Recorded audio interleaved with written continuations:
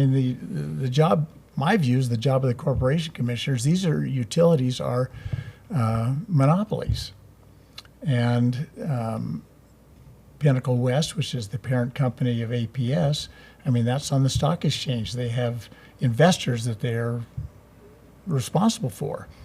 So the question is, who's going to be the defender of the ratepayers? I mean, of the citizens of Arizona, and I think that's the commissioner's job, and I'm just not sure that's being done very well at this time. Welcome to Save Mesa podcast. We're diving deep into what the City Council and the school board are planning, proposing, and pushing because transparency matters. We want to keep you informed about the decisions impacting your city to help you defend Mesa's values, protect our freedoms, and hold local leaders accountable. Join us as we help keep Mesa a safe and family-oriented community. Welcome to the Save Mesa podcast. I'm Alex Ranicic, and today we have two fantastic guests. We have both representatives from the Arizona House. We have Dr. Ralph Heap and we have David Marshall. And I'm just going to give you a little bit of an introduction here because both of them are running for new offices here in the state of Arizona. David Marshall Sr. is a U.S. Air Force veteran, retired police officer, pastor, and conservative Arizona state legislator who has spent his life serving others with courage and conviction. After decades in law enforcement and ministry, he was elected to the Arizona House of Representatives to fight for faith, family, and freedom. And now he's running for Corporation Commission to stop utility rate hikes, defend rural Arizona, and restore public trust. Welcome, Representative Marshall. Alex, thank you for having us.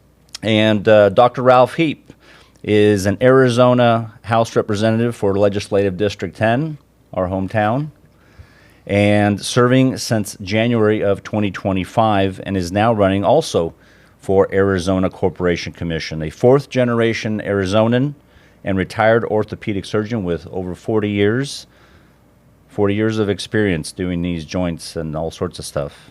He's committed to public service, having volunteered on global medical missions and as a team doctor for the local high schools and the Milwaukee Brewers. Is that right? Correct. Okay.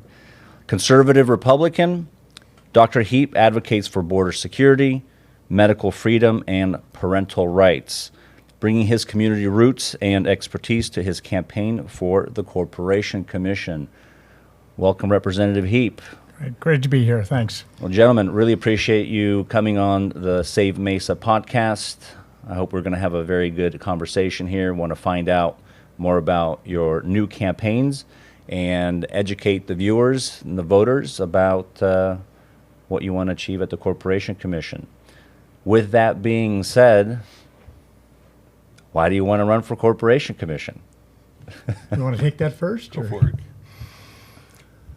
We get asked that question a lot. Of course, we have 5 Republicans on the Corporation Commission, so it's a common thing for people to say, well, gosh, why are you running? You're Republicans also.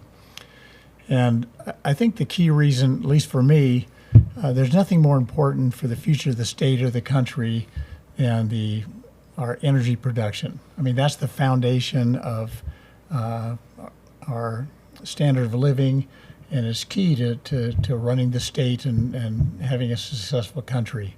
And it's pretty well true that anywhere in the world that you have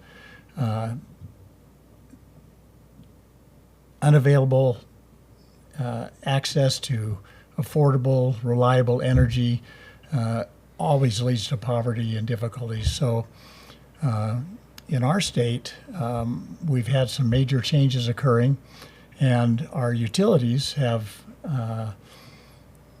adopted an energy policy that I think is doomed to failure. And that's with the Green New Deal and the elimination of fossil fuels, which they've publicly committed to. And I think this is a recipe for disaster for the state and the country, and it just can't be allowed to continue. And our current commissioners that we're running against have rubber stamped the utilities in terms of Green New Deal, fact, they haven't said a negative thing about all the changes that are occurring until our campaign started. So we just feel that a correction of direction is needed and essential, and that's why, at least that's why I'm running. Well, thank you, Alex, again for having us. And real quick, I'm the chairman of Public Safety, Law Enforcement, and Border Security here at the Capitol in LD7. But the past year, I've been more focused on energy. I live up in the White Mountains of Arizona, and just for the past couple years now, we've been watching windmills, power turbines showing up in our community up here. I don't know if you've ever been up to the White Mountains, the beauty of the forests and the rivers and all that. And so it's, for me, when I started seeing that, it was a blight. It was a blight. I'm from California originally, but I've been here for 27 years. And when I go down I-10 and I go through Palm Springs and Indio and I see all these windmills, it is ugly. Half of them are retired and they're no longer working, and there's no way of disposing of them. And so when I started seeing these windmills, and our community up there became in an uproar over this, going to all of the supervisor meetings, Navajo County and Apache County. I went to a few of the meetings, very outspoken on energy, knowing that the renewable energy, the green scam, is not a good deal for Arizona. Matter of fact, it's not a good deal for our nation. And you can hear that from our president and also the Secretary Wright, Department of Energy, Secretary Burgum, Department of Interior, and also Secretary Zeldin of the EPA. None of them are for the renewable energy because there's been so much study and so much data that tells us that it's worthless. It is worthless. And what happened was I started getting phone calls from several conservative groups saying, you are doing what the corporation commissioner should be doing. Why don't you run? We need some conservatives in there. And so from Turning Point, from Arizona Free Enterprise, from Marissa Hamilton supporting us, and also some of the staff members in the Capitol. I'm on a phone about, weekly? And so I'm running because I don't want to see our state end up like California. I don't want to see our state end up like the European countries like Portugal and Spain that, a month and a half ago just had a total blackout because they're 78% renewable and their grid went dead. And so, we need California has brownouts. Well, and they have rolling brownouts. But you know why? Because the solar doesn't get their energy at night. There's no sun. What about the moon? But again, you're right though. They have rolling brownouts all the time, and they tell people if you have an EV that you can't charge it certain days, or if you have an air conditioner, it can't be below 80. I'm going, really? Yeah. So this is funny because we haven't necessarily spoken before, but talking about the European model.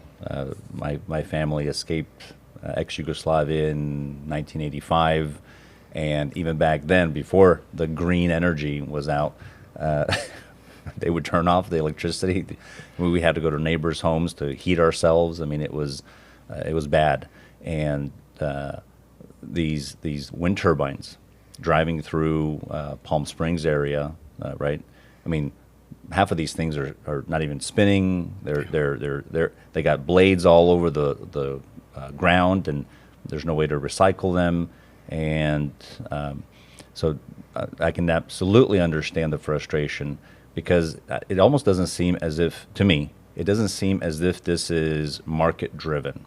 Almost seems it's a top down. So at any time, legislation, for example, typically in the past, the way the founders envisioned it was the representatives would hear from the people. The representatives would send that up there'd be a bill, go through committees, get on the floor, and then it was population people driven. But whenever something comes from the top down, it's like, okay, there's an agenda driven thing here. So to me, it's always been, okay, who's pushing this? Because I don't know anybody that's screaming for, we need more wind turbines. So anyway, I'm hearing you because I'm just as frustrated. We escaped California. It'll be 5 years coming up here this March. And one of my goals is to prevent, as much as I can, Arizona from turning into what used to be the great state of California. I mean, they've run that thing into the ground. Yeah, I just want to Yeah, add absolutely. one Sure. point to what Representative Marshall said, and about Europe also, because one of our commissioners recently took a fact-finding mission to Denmark, and was very impressed with their windmill technology, and came back and said a lot of good things about that. But if you look and see what's the cost of energy in Denmark, in the United States, average is like 12 cents a kilowatt hour. Denmark is 44 cents a kilowatt hour, mostly because they're relying on wind turbines and solar energy. So it's just not affordable. And on top of that, like we just talked about with Spain and Portugal, it's not really reliable. So that's not something that the United States can really rely on. There are working models out there that you can look at and go, well, that doesn't seem to be working effectively, efficiently, reliably, affordably. I mean, where's the sustainability? Well, no, and there's been I have a list of about 8 countries that have stopped using renewable energy. Germany just stopped, and they're going back to coal because it's not working. And can I share this? This is from the president 2 days ago. Sure.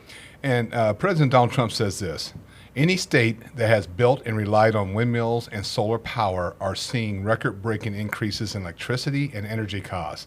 The scam of the century. We will not approve wind or farm-destroying solar. The days of stupidity are over in the United States. So the argument is sustainability, clean energy, green, all this. Well, and reliable and affordable. Well, reliable, they don't know. It's green and Yeah. CO2 emissions and all this stuff. So my question to them, just like these electric cars, because cause and effect. For every cause, there's an opposite and equal effect. So we're saving energy now, but how much energy was spent in mining, manpower? What did it do to the environment for the lithium? Where is this stuff being transported to? And then, so the actual cost to the environment is not being truly represented when somebody purchases one of these vehicles and now is driving around with their little cloud license plate. So that's the thing is, solar panels, they have a lifespan. Yes, I saw an article the other day, and it was talking about all the things you will need to actually reach net zero. And it was like 60 new lithium mines, 17 new cobalt Yes. mines. But that there's still an expense, and where's the energy to mine coming from? Is it Right, all from the exactly. sun and for the wind? No, they're using diesel for the for these massive trucks and excavators, and so this is the frustrating part. Is what we're being pitched and told. Sorry, I'm on my soapbox here. That's okay. It's not the reality, and people buy this stuff and they like, oh no. The only way to get rid of all of this is less people. At the end of the day, That's what Bill Gates says too. yeah. At the end of the day, we who are we saving the environment? Oh, for the future generations. Whose generations? Because if I'm the problem, you don't want my generations around. I mean, this is anyway. Well, I'm getting worked up over here. Well, to that point, Alex, to think about this, the windmills are made of what? Fiberglass, oil,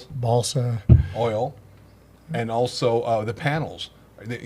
There's carbon in these things. There's gas, oil products in these. They want to go net zero. How do you go net zero using that product, using those chemicals in your product? Well, that'll be for the special few that it will be allowed to do that, right?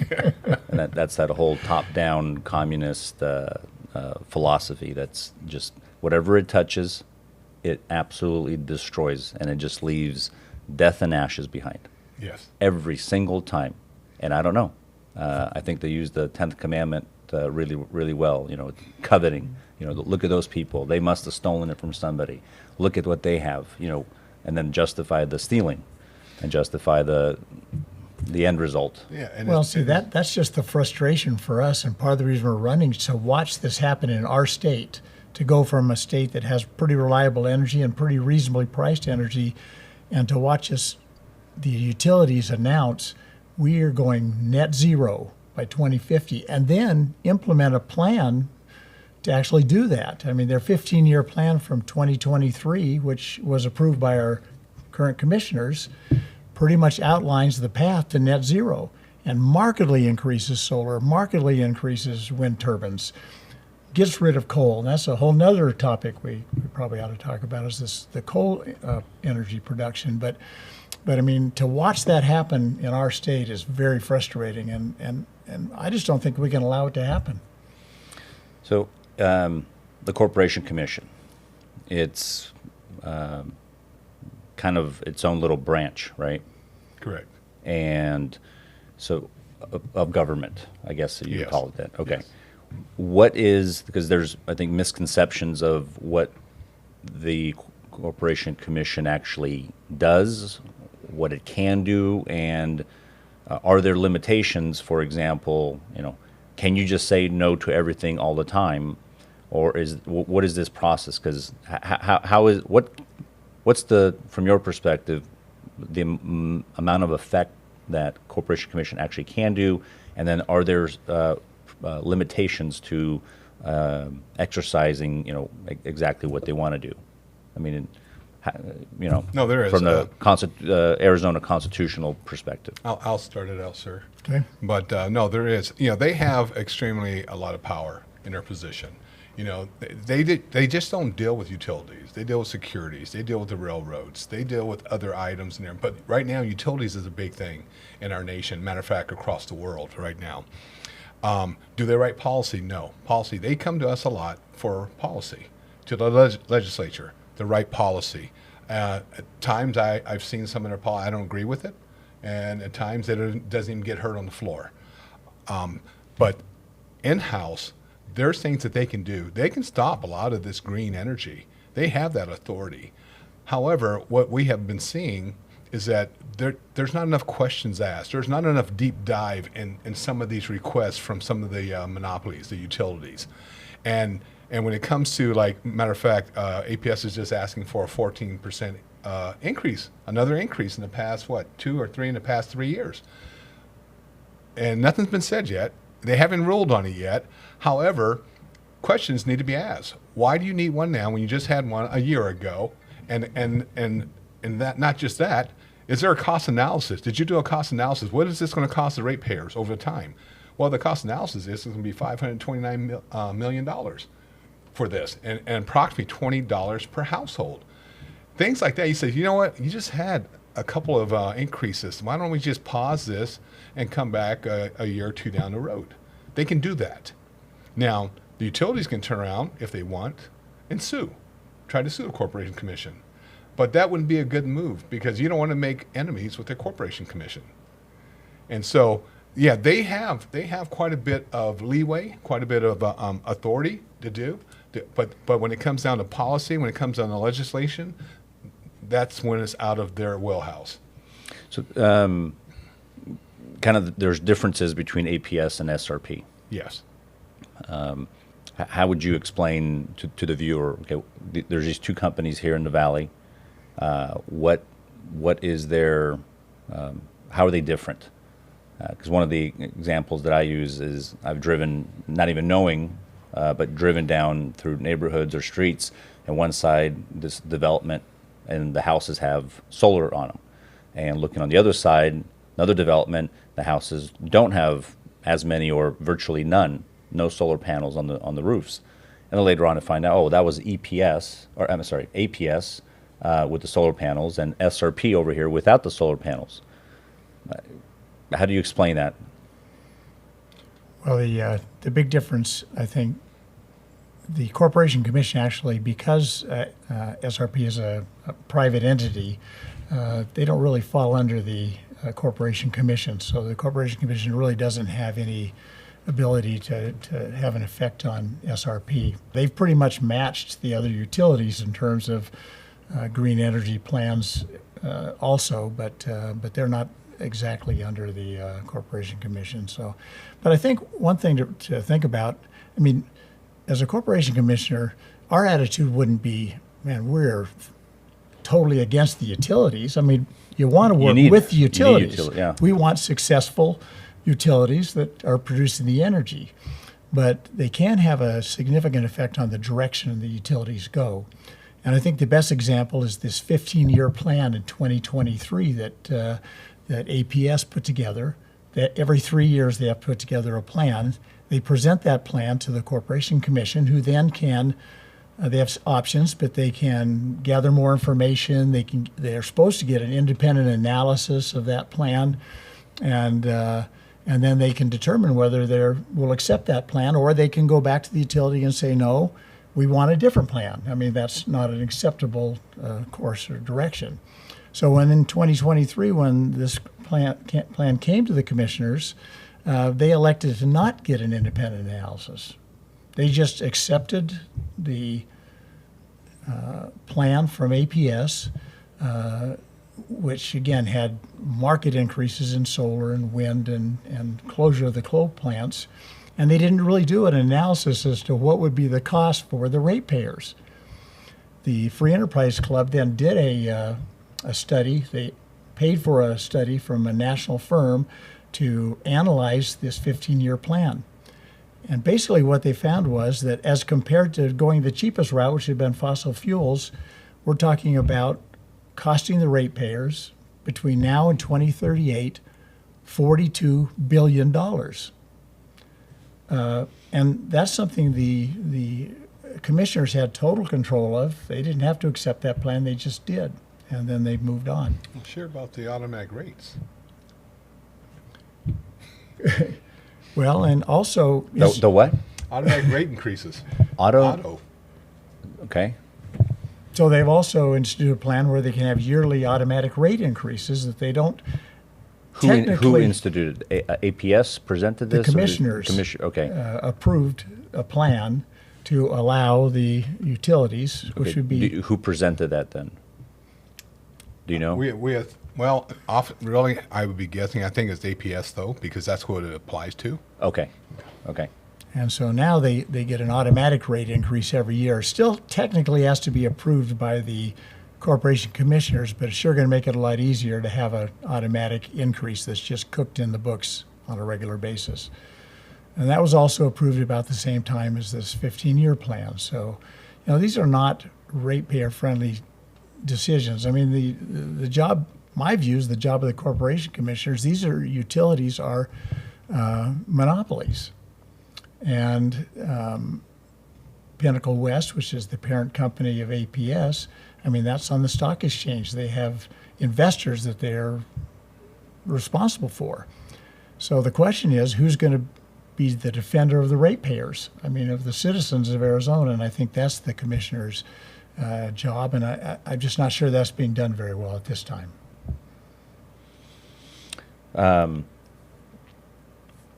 of back to the differences between APS and SRP. So SRP is not really under the Corporation Commission. It has its own electors, which are citizens that live within whatever the territory is, and there is an election coming up. That's correct. But APS is a publicly traded company. Correct. On the stock. Okay, so I guess that would be, you can't really invest in SRP if you. Correct. Right? Okay. Speaking of the SRP election, that's coming up in April of 2026.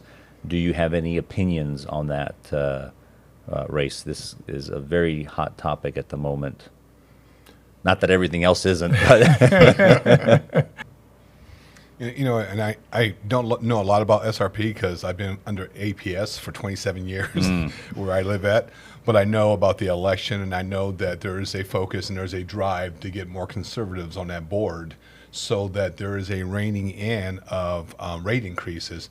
And just like for Dr. Heap and I, we're running to serve the people of Arizona, but also to work with the utilities.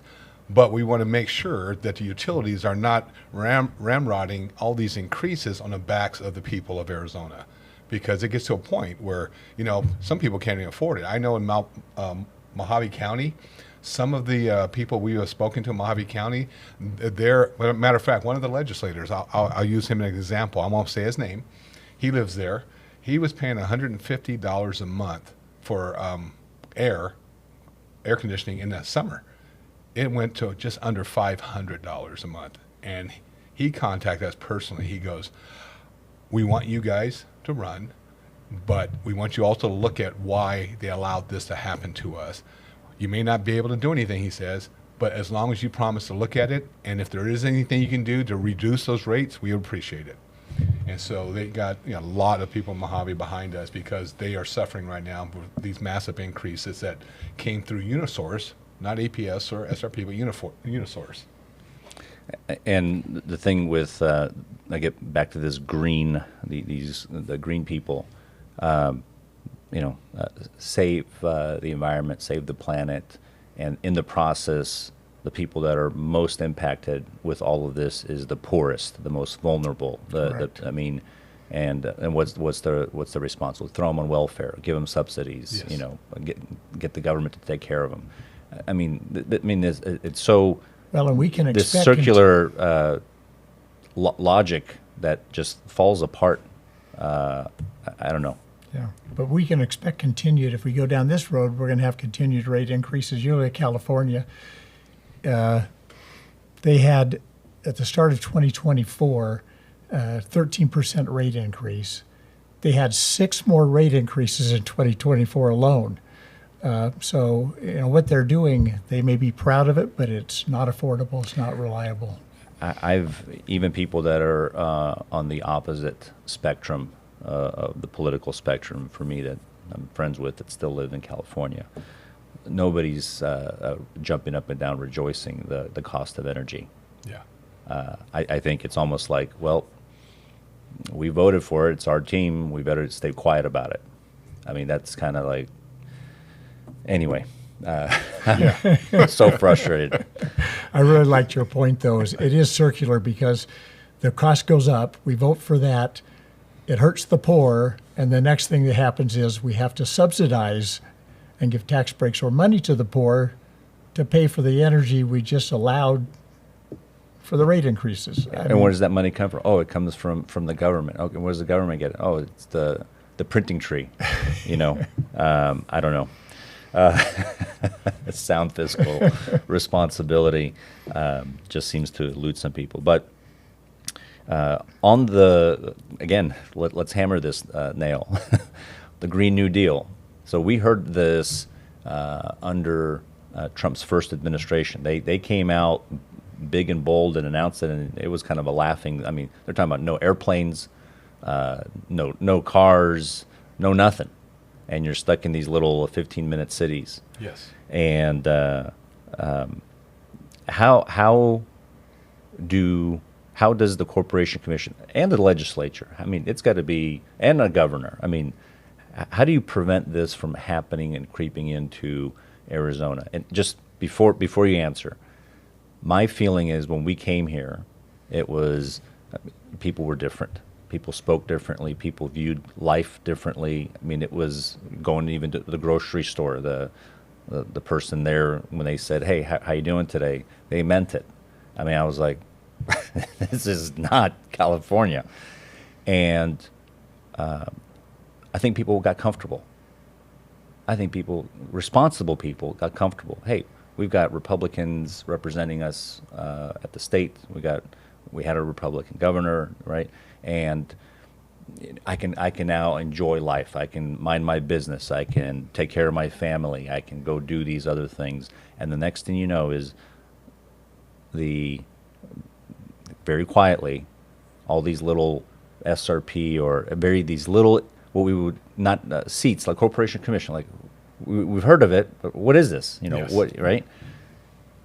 They infiltrated, they got in, and once they get their foot in the door, they flex the power of whatever office they're holding or appointment that they hold.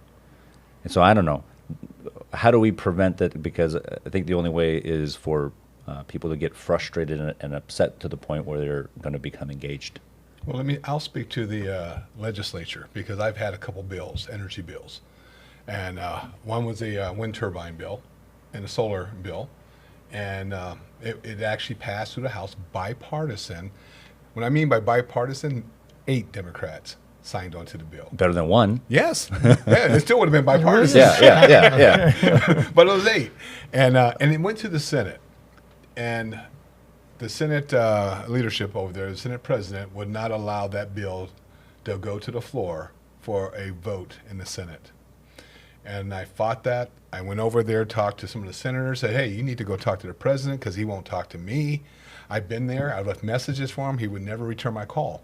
This thing passed by 100% through the Republican Party and with 8 members of the Democrat Party because I am a free market person. I think we all are, right? I'm a free market person. My goal is not to stop the windmills. My goal in this bill was to put guardrails on it. Because like you and I spoke earlier, Indio and over in Palm Springs, there's dormant and there's, I call it the boneyard. Yeah. The windmill boneyard. Yeah. And they're laying on the ground or they're just standing up and not moving at all, deteriorating in the sun into the soil. And so my thing was, the lifespan of these anywhere from 12 to 20 years. And so what these companies would do, they'll come in, and all these companies are building, these are foreign companies. Spain, Hungary, all coming here, building foreign companies and not employing any Americans except for installation. And that's it. Because they have to be certified and all that stuff. Yes. Yeah. Well, it's only one. All you need is one employee. We have a person in our church. Oh. He travels to the United States for a big solar company. He is the only repairman for the whole United States for his company. So Okay. you don't need a lot of employees. Yeah, okay. And so putting on guardrails and saying, hey, these companies would have to put a bond up. They always do. $20 million bond, $40 million, whatever the number the state or county requires. But what I found out in my research is that when these things expire, some of these bond companies file bankruptcy. And now you're stuck with it on your lands in your state. Are they building this on public or private? Right now, Yeah. on state land trust. Okay. Which I'm dealing with that right now. I'm a letter writing guy. I'm Okay. dealing with the state land trust department now. I got a return letter back the other day. They want to have a sit down with me, because what gives you the authority to lease our public lands out with taxpayer money? I mean, using the taxpayer to pay for this. I think this is something that needs to go to the ballot to take that authority away. We do lease a cattle ranchers, which is fine. Let them go ahead and graze on the state land, because that grazing leases goes into the K-12 pot. But when you're talking about putting these windmills and solar fields on state land, you first of all, who's reaping the money? Because some of these ranchers are trying to do this themselves, trying to sublease, and that's illegal. There's Arizona statute against that, and some of them don't know this. So that's why I started writing letters to the State Department. Says, hey, what is going on? We do not want these things here. But again, back to my bill, it's just putting guardrails on. It says, hey, if you want to do this in our state, you're going to put $20 million in escrow, cold cash. Just in case. So you can't file bankruptcy because it's there now. Second of all, you're responsible for removing the material. Once expired. Once expired, then you have to replace the natural soil back in that 18-foot hole, 40 foot in diameter, and replace it and test it for 12 months for contaminants, and replace the natural grass back in it. So this sounds, now I like backpacking, I like camping. You go to a lot of places like Leave No Trace, right? Very green, like very sustainable. I mean, I didn't know about this, but it sounds logical to me. You know, if you're going to use this, and then once the lifespan of its use, return it back to how you found it. Yes. But Okay. guess what? They don't want to do that. Well, of It course costs not. money. Well, yeah. That's not. They want to get in, get their cash, and get the heck out of town, and leave us with the problem. Any of that motivation and incentive with that whole ESG, the environmental, social, and governance, any of that motivation for these big investors, investment firms, hedge funds, and so on? I mean, Oh, you got the tap. You got the well, tap. You got the tap. This is a huge problem, and Because wait, just before you get there, I got to say one more thing. If we're using somebody to help us with our investments, one of the things that I ask is I don't want to go into ESG, that whole system, whatever, because I don't want my money end up being used against me. And I think most people don't understand that if they have funds that are being invested by financial service that are going to these companies that end up doing all anyway. That's a different rabbit hole, but the ESG is. I remember when this was a conspiracy. yeah. So well, anyway, I didn't mean to interrupt you. Please. BlackRock, Vanguard states there's like 3 companies really that control a pretty good percentage of the world's money right now. Yeah. And they're involved in rating every one of these companies. And the way they rate them is based on how they do DEI or how green they are. All items we'd probably not agree with anyway. But it's critical because then that determines whether they'll loan you money and at what rate they'll loan you money. So somebody like APS, 10 years ago, 5 years ago, they had a fairly low rating, and they're better now because they instituted DEI. They went in the net zero direction, so they're a little bit on the good list now with the companies and the alphabet people. But it's even worse than that. Now we've got BlackRock, for example, buying up coal mines for the express purpose of closing the coal mine and not allowing coal to be used. And so they're totally a political organization.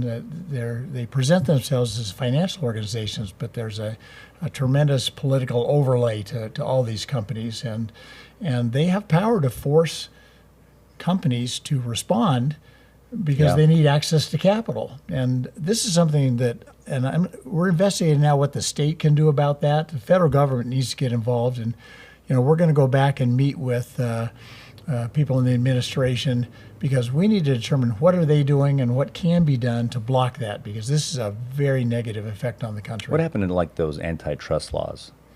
Well, that's exactly where they need to go with these companies. I mean, if you control that much of the financials of any country or nation, I mean that's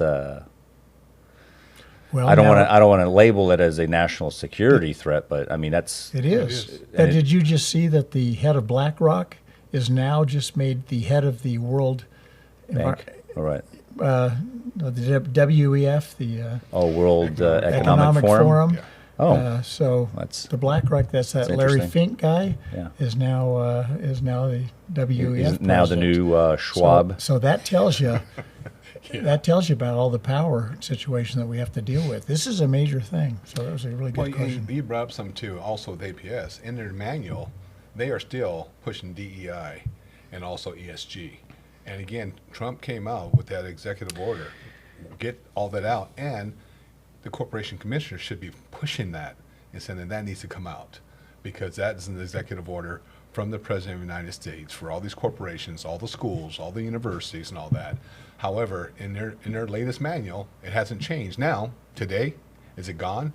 I don't know. A week ago, was it? Yeah, I mean, if ideas are such good ideas, then they stand on their own, people are going to be attracted to those.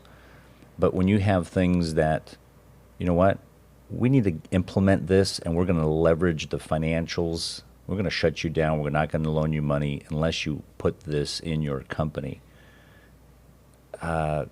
Something's wrong. I mean, anyway, it's a different conversation, but I would like to think if your ideas are that good, people are going to naturally want to participate and do it with you. Yes. And so that if you're having to force people, that's probably not the idea top of mind. Like, hey, you know what? This is a great idea. We would have implemented this on our own. No, you wouldn't have, because you want to hire the best people. You don't want to have to hire somebody that can't read, for example. You need the best at whatever company it is, and on merit. Anyway,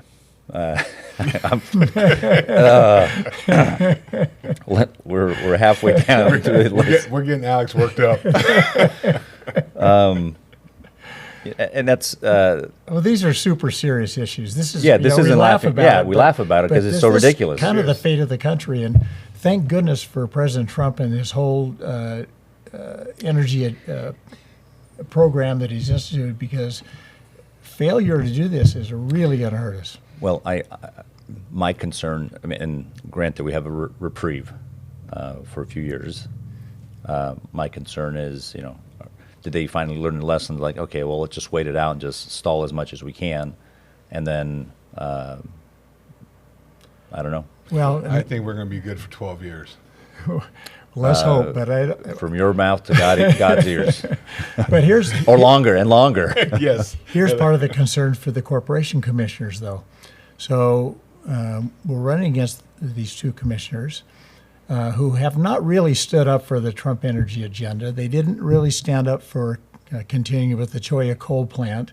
They really green-lighted all the green energy plans of the APS and the other utilities. So let's say in 2028, we get Kamala or somebody of that ilk, Newsom, as the new president. These commissioners are still going to be there. And this thing's going to flip around, and that Trump energy agenda is going to go bye-bye, and we're going to be back on the net zero plan. Are these commissioners going to be willing to fight that? Because they haven't in the past, and that would be the concern. I mean, we're going to need somebody in there. And you asked the question before, why are you doing it, and what's the plan? This is something that we can really have an effect on.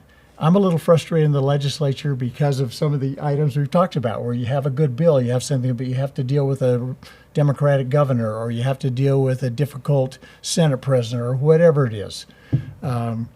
We can have a real effect on the commission, and we really can have an effect on the direction that we go, and that's even if we don't have President Trump in there. So I think that's key, and that's a big part why we're in here. But we do 100% support President Trump's agenda.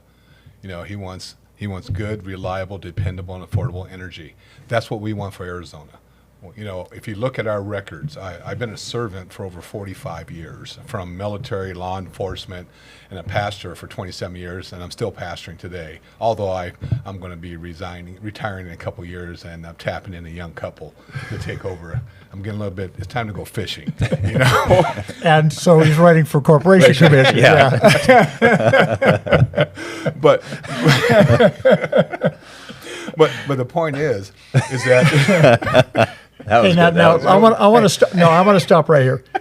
Tell him he's been really involved with this Cholla coal plant. Well, that was actually And- right next to the And, next question. and he's been super involved in that, and it really demonstrates our current commissioner's problem and how we'll be different.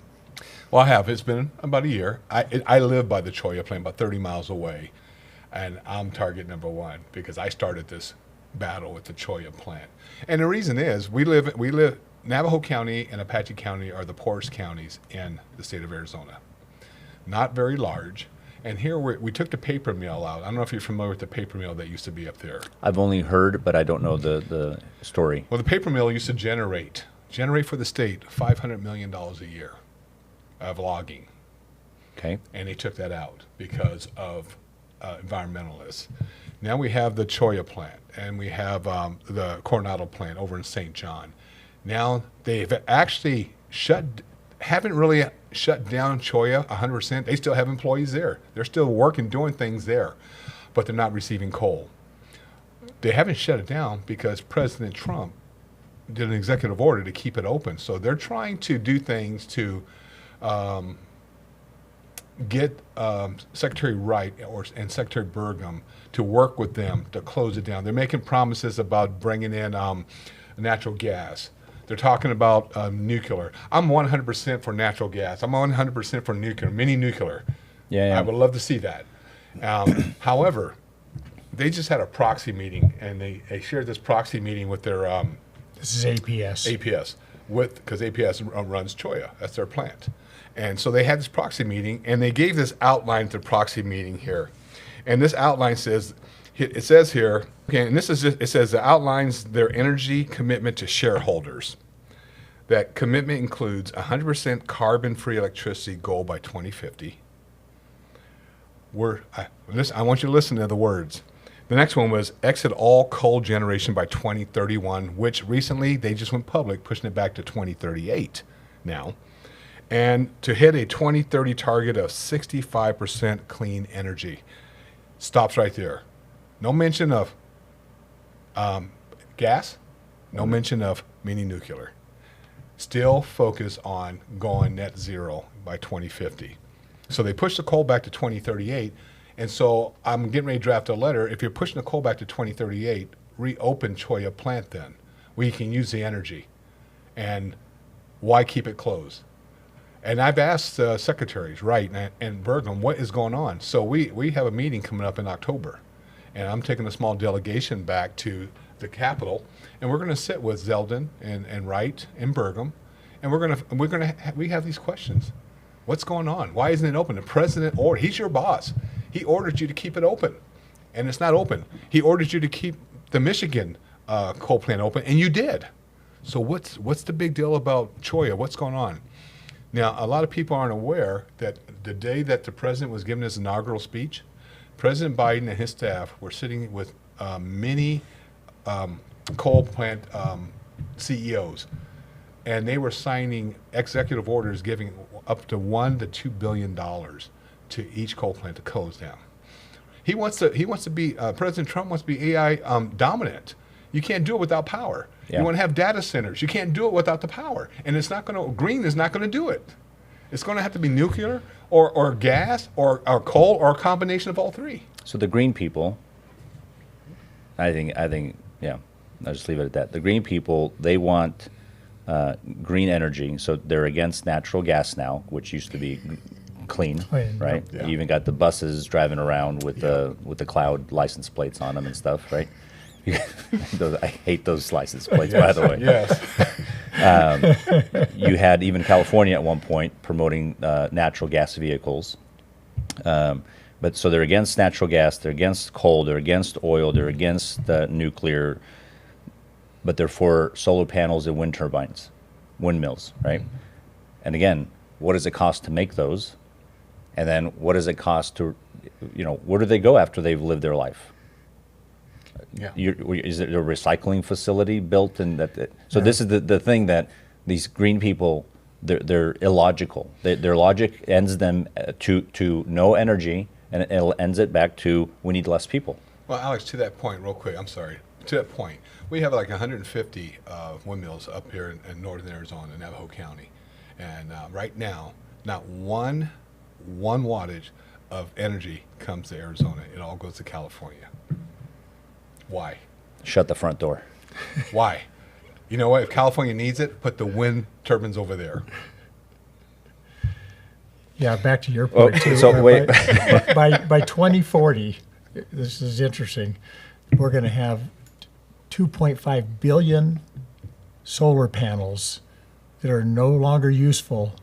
That we're going to have to do some 2.5 I mean, billion you see solar the panels. fields. What were we going to do with them? Covered the land and the environment, right? Yeah. But talking about the paper mill, I remember it was the 80s and 90s where you had the lumber industry in the Northwest, Washington, Oregon, and the green people again, they stopped that, right? There no more, and then the next thing that happened was, well, just logically, if you're in the lumber industry, are you replanting trees?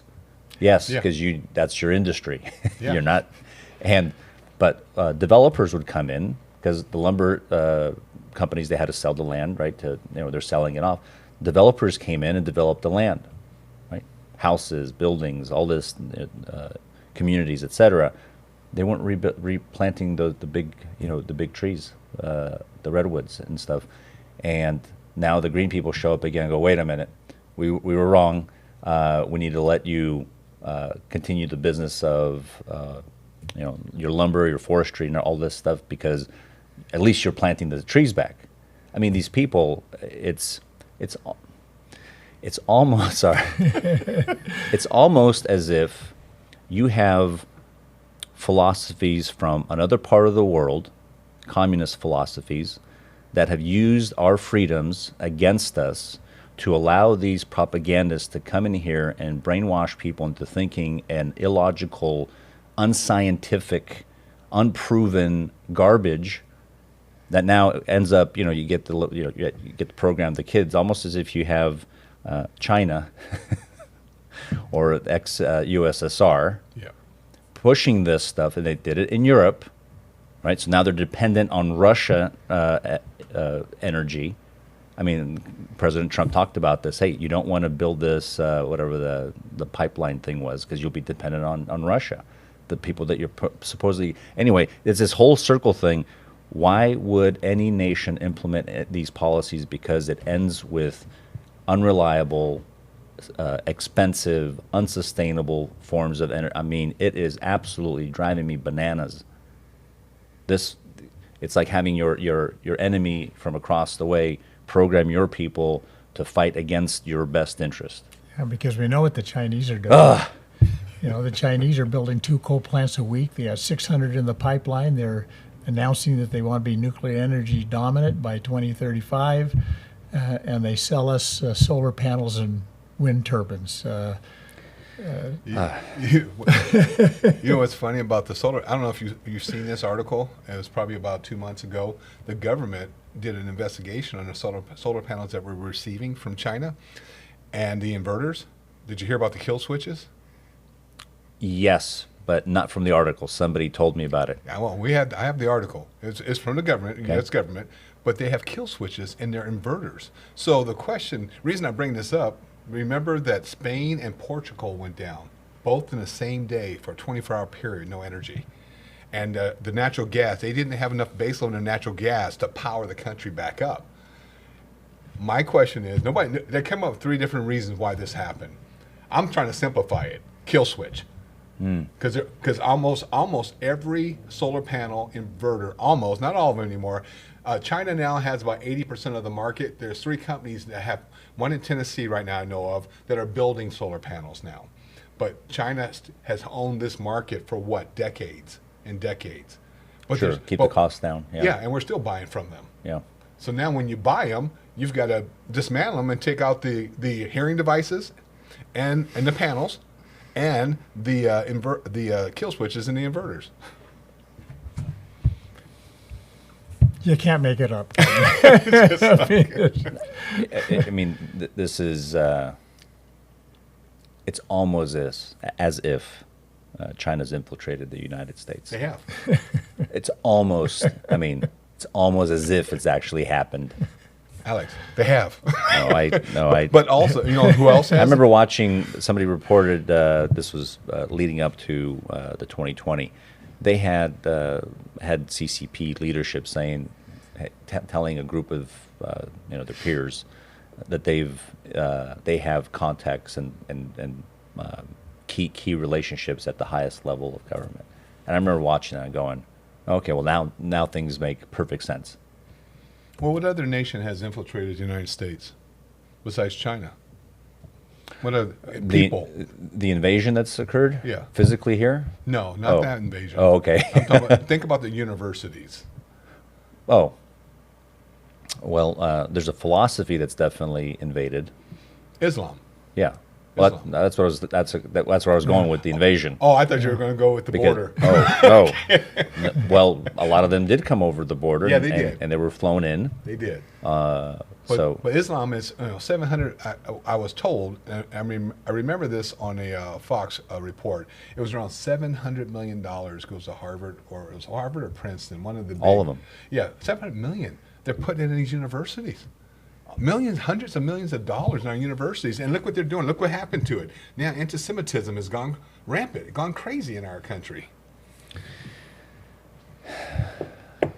We've been all over the place. You know what? I've been asked by some people, representatives here at the city, why'd you call it Save Mesa? I don't know. Where, I mean, are we not hearing just this conversation on all these different topics? Is to prevent Mesa. There's a sign right over there. Don't California my Mesa. Yeah. I mean, literally, that's what, and the direction, right? It's done so quietly, it's so subtle that, oh, no, everything's fine. Well, one of the things too, Until it's not. Before we close out here, is that I just want people to know that with Ralph and I running, we're not the guys that run campaigns and attack our opponents. You'll never see that in this campaign. We'll never attack. We've had some gentle attacks against us, but I never reciprocate. I want the people to know who we are, and then what we're going to be doing for the state of Arizona, what we're going to be doing for the Arizonans that we're going to represent here. And that goal is to make sure that we keep our utilities low as possible. At the same time, working with the utility companies and stuff. We're talking about looking at doing programs for seniors because they're one of our most vulnerable. Yeah, if you're on a fixed income and your costs of everything keep going up, you're moving. Yeah, and also not just our seniors, but also disabled veterans. If you're, depending on your disability, because there's some cities, I know like Navajo County, they give them a discount on property tax. If they're 100%, I believe they don't pay anything at 100% on property tax. And so we want to do whatever we can to work with our elderly, our veterans that are injured and been injured in war, that are disabled, and any first responder. And we want to work with the utilities to see if they would help implement a plan. On the it's with the green stuff, like I said earlier, the most vulnerable are the ones that pay first. Yes, that are impacted. On our current route, we're looking at double-digit rate increases every year or two. I mean, for the foreseeable future, and there's just no question about it. I'd like to see inflation go down even more and maybe reverse itself to eliminate the excuse, oh, it's inflation. We have to keep up with inflation. Yeah. That's the thing. What's inflation now? 2 point what?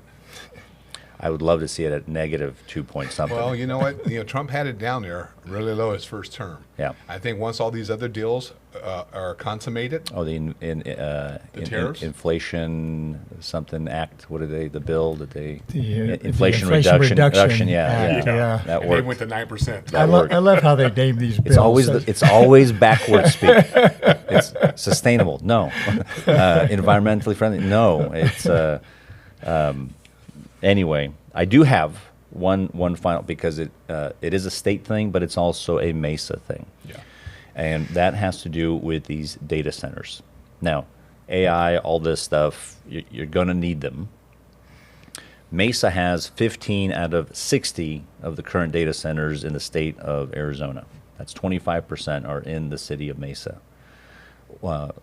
Question for you gentlemen is the amount of energy that they're using, that they will be using because they're still building some.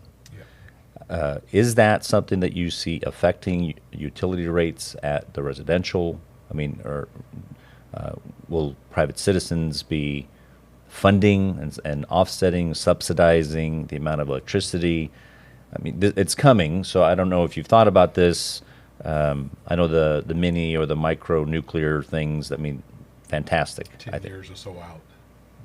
Everything's 10 years out. Yeah. So, and this is part of the reason we just can't take any risk on cutting back on how we're producing energy now. To get rid of a coal plant like Cholla, they haven't done anything to replace the energy, the megawatts that they've already lost from that plant. So basically, we're cutting back the amount of energy we have right now, and they've scheduled the closure of the St. John's coal plant too. So. That's just the wrong direction to go. And with the demand with the AI, which is pretty amazing, really, but we're talking about double the energy requirements 10 years from now. So we need more coal plants. And this is where we really agree with the Trump agenda. We need more coal plants, not less. We need more natural gas, not less. And just wean away from what we're doing now.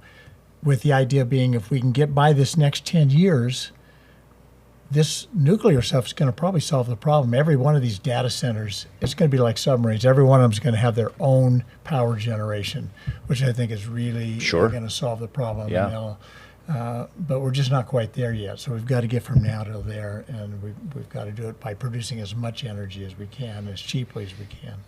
But when it comes to the data centers, I don't think that our constituents should be subsidizing that. It's the federal government that wants these. President Trump wants these.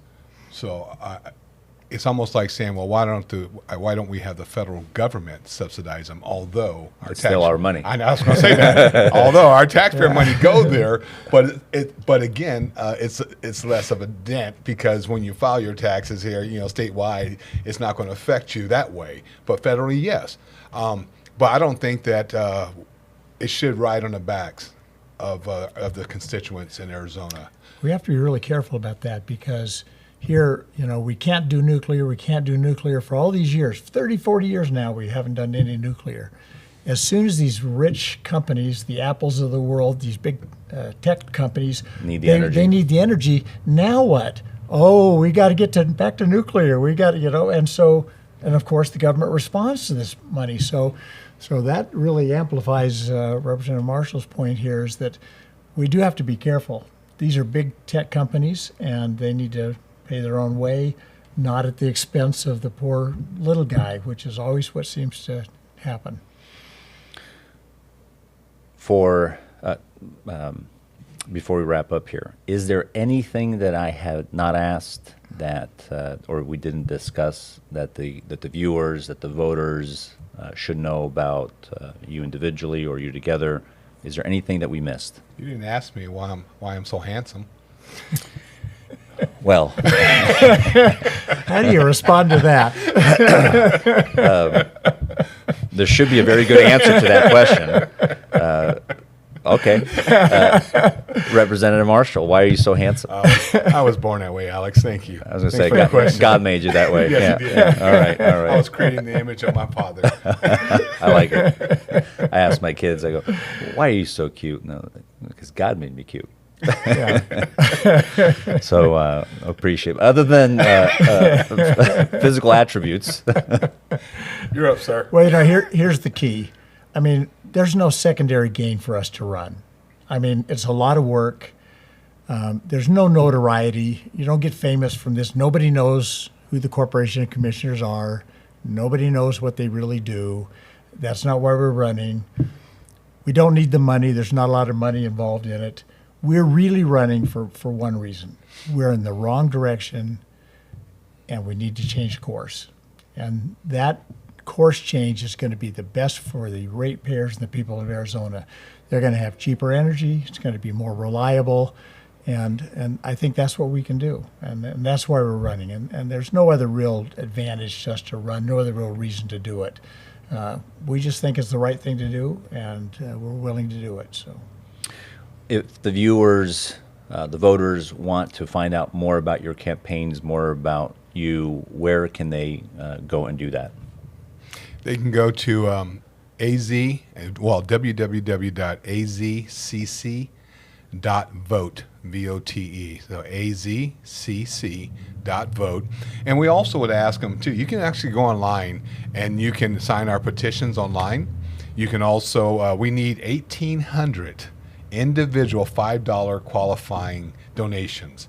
And there's links for that.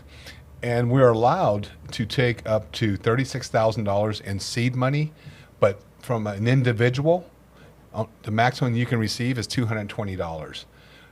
We're running clean elections, so we're not taking PAC money. We're not taking self-interest. I mean, what do you call it? Not self-interest, but special interest. Special interest, excuse me. Special interest money. We're not taking any of that. We're taking money from the voters that want to see us get elected.